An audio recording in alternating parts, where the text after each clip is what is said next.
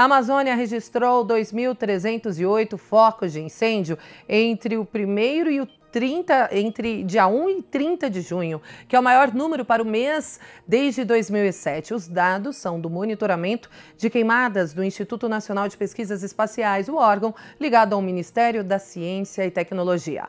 A maior parte dos incêndios, 66,5%, aconteceu em Mato Grosso, seguido pelo Pará, com 18,4%, e por Rondônia, com 5,7%. Bom, e quem conversa com a gente sobre o assunto é o presidente do Instituto Brasileiro de Proteção Ambiental, Carlos Bocuí. Boa tarde, Carlos. Obrigada por nos atender. Seja bem-vindo. Boa tarde, como vai? Muito bem. Bom, vamos lá. Mais um mês com aumento no número de queimadas no Brasil. O senhor acredita que o clima seco, com a transição entre outono e inverno, contribuiu ou ainda acontece muita queimada irregular por lá? O problema que nós temos, na verdade, é o que aconteceu nos anos anteriores, né? Você tem partes da floresta que foram derrubadas, essa madeira está no chão, está seca, e nessa época do ano, normalmente aqueles que espolharam, que desmataram, que degradaram a floresta, colocam fogo na madeira para que haja uma limpa do terreno, né?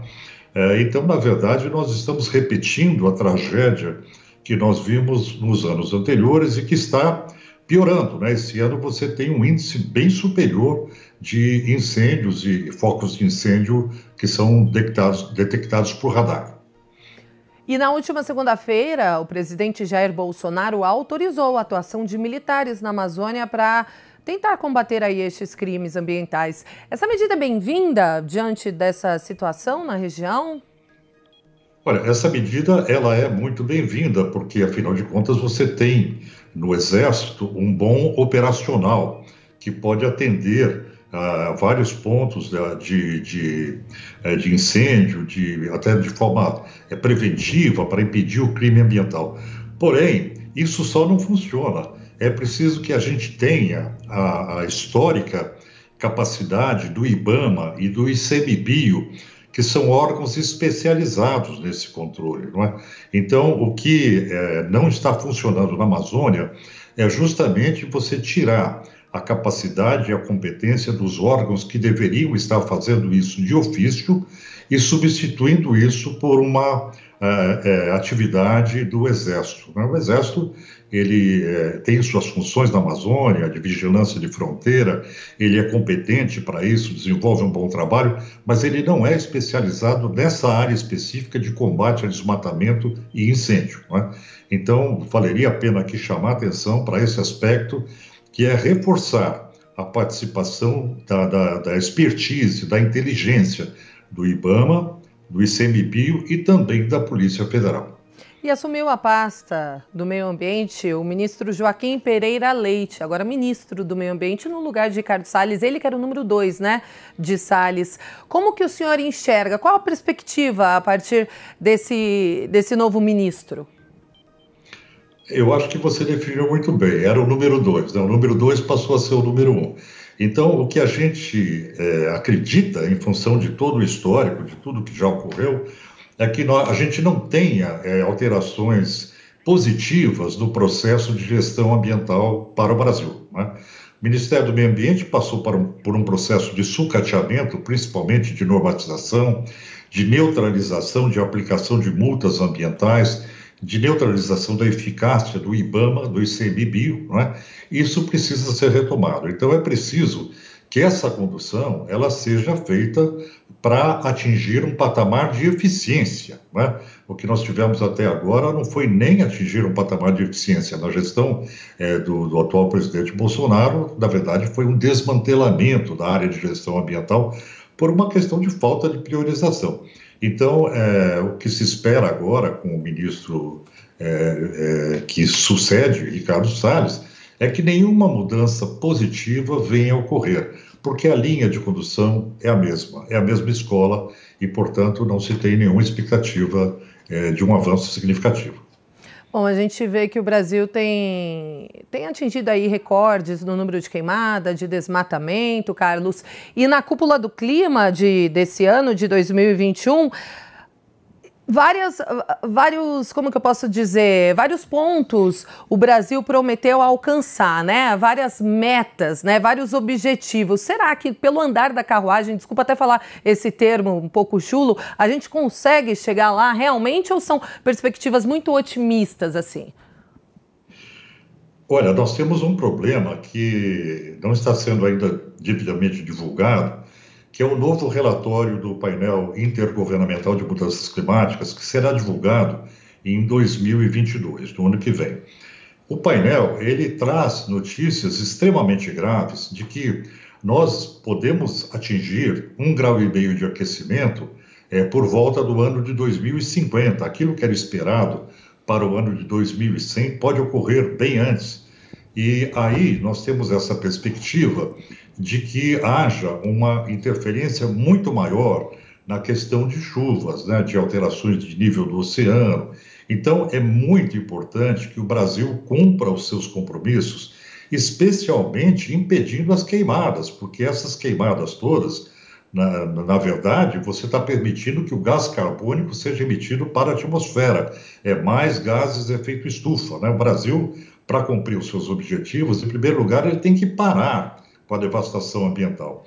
E segundo, assumir outros compromissos de revegetação, de replantio e tal. É importante também ressaltar que quando nós vemos esses focos de incêndio, é preciso que a sociedade perceba que nesses locais vive uma enorme biodiversidade que não consegue escapar do fogo, não é? Por exemplo, ninhos de pássaros e outras espécies que não conseguem fugir dos incêndios florestais, elas acabam sendo vitimadas, elas morrem, não é? A perda de biodiversidade no Brasil em função do desmatamento é algo que deve ser contabilizado. Nós estamos deixando de perceber essa perda, que é uma grande perda, não só de vida, mas também de potencial genético que o Brasil detém, não é? Então, o que se espera para a conferência da COP26, que vai ocorrer esse ano, é que o Brasil apresente medidas concretas, efetivas, que o Brasil contenha o desmatamento, que o Brasil assuma o seu papel diante das nações, dos acordos que assumiu, inclusive de Paris e também da biodiversidade, contendo essa degradação ambiental. Agora, para a gente fechar, o Brasil, além desse problema do desmatamento, das queimadas, tem agora enfrentado a pior crise hídrica dos últimos 91 anos. O que esperar? Será que a gente vai passar novamente, Carlos, por aquela situação de racionamento que passamos em 2001, ainda no governo de FHC? Então, parece que nós vamos ter bastante medida restritiva, né? Não só com relação ao custo de energia, mas também nós teremos a ativação das usinas termoelétricas, que são usinas poluidoras, que lançam na atmosfera gases de efeito estufa, óxidos de nitrogênio, que provocam ozônio troposférico, que é um elemento perigoso à saúde humana. Então, o que está ocorrendo junto com a crise hídrica é uma série de efeitos colaterais, né, dos quais a gente ainda não se deu conta. É preciso de mencionar esse aspecto também. E, por outro lado, é preciso que a sociedade brasileira aprenda a conviver com isso de forma preventiva. Em primeiro lugar, a proteção da Amazônia é proteger a nascente das nossas chuvas. Né? 70%, 60%, 70% das chuvas provém da região da Amazônia, a transposição da umidade. Cada parte da floresta que você derruba é menos chuva para o futuro. Né? Esse é um ponto que tem que ser bastante compreendido. Outro aspecto é a questão de cuidar dos nossos mananciais, não é? Das nascentes, do entorno das nascentes, dos reservatórios de água. Nós temos que cuidar da despoluição dos nossos rios. Por exemplo, São Paulo tem o rio Tietê, que sofreu morte social, né? Ele hoje não serve nem para paisagem, quer dizer, você tem que ter uma recuperação desses corpos d'água que fazem parte da vida, da história da cidade de São Paulo. Então, as secas, elas são um grande elemento pedagógico para fazer com que a sociedade preste atenção na importância que a água tem para o dia a dia. E não é só para a nossa dessedentação, mas é para serviços essenciais que mantêm a cidade viva, mantém emprego, mantém renda, mantém agricultura, né, para a produção de alimento. Então, tudo isso deve ser motivo de uma reflexão para que a gente mude o nosso comportamento. Primeiro, não desmatando áreas de mananciais, não desmatando a Amazônia. E segundo, cuidando da água, né, como elemento estratégico fundamental para a vida e para a qualidade de vida. Certamente. Bom, conversamos com o presidente do Instituto Brasileiro de Proteção Ambiental, Carlos Bocuí. Carlos, mais uma vez, obrigada por participar do Jovem Pan Agora. Ótima tarde para o senhor. Obrigado, igualmente. Até logo.